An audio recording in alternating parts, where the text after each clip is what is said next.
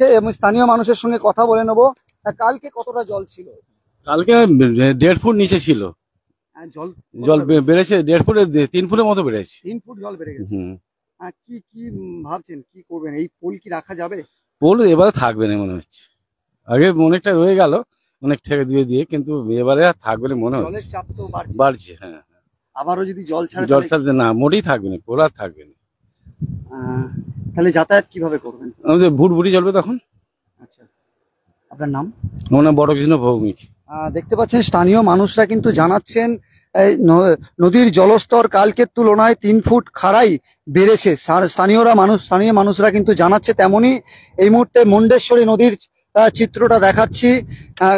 অনেকটাই কিন্তু গতকালের তুলনায় জলস্তর বেড়েছে, কিন্তু এখনো পর্যন্ত আপনাদের একদম আশ্বস্ত করব না, আমি যতদূর একদম যেখানে রয়েছি সেই জায়গা থেকে বলবো এখন পর্যন্ত একদম